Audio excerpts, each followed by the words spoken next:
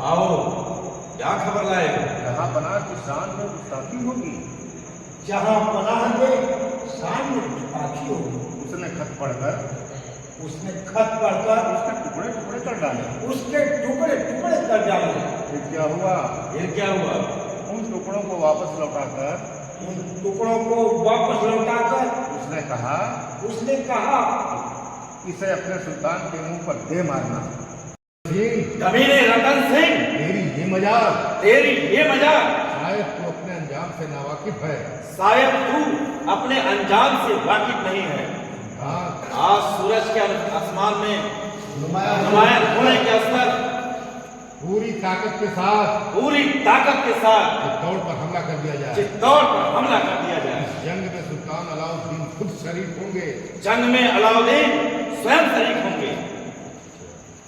अलाउद्दीन, और कोई पैगाम है ना? और कोई पैगाम है? जहाँ पनाह राजा रतन सिंह के दोनों सरदार गोरा और बादल भी वहाँ थे। राजा रतन सिंह के सरदार दरबार में गोरा और बादल भी थे। क्या नहीं, कोई और पैगाम है? कोई और पैगाम है। दोस्त है जहाँ पनाह, है जहाँ पनाह, लेकिन कहने की हिम्मत नहीं होती। लेकिन कहने की हिम्मत नहीं होती। कहो, उसे भी कहो, उसे भी कहो। बेखौफ होकर कह, बेखौफ होकर कह, सुल्तान सब कुछ जानना चाहते हैं। सुल्तान सब कुछ जानना चाहते हैं। आयुष्मान यशस्वी हो। गोरा और बादल, गोरा और बादल, इस समय कोई विशेष बात है क्या? कोई विशेष बात है क्या?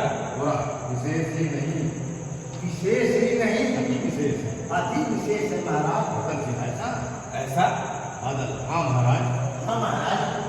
तो कहो, मेरी उत्सुकता सीमा पार कर रही है। मेरी उत्सुकता सीमा पार कर रही है। बादल, कहना यही है महाराज, कहना यही है महाराज अलाउद्दीन अपनी फौज के साथ कि अलाउद्दीन अपनी फौज के साथ आंधी और तूफान की गति से मेवाड़ की दिशा में मेवाड़ की दिशा में दौड़ा हुआ चला आ रहा है।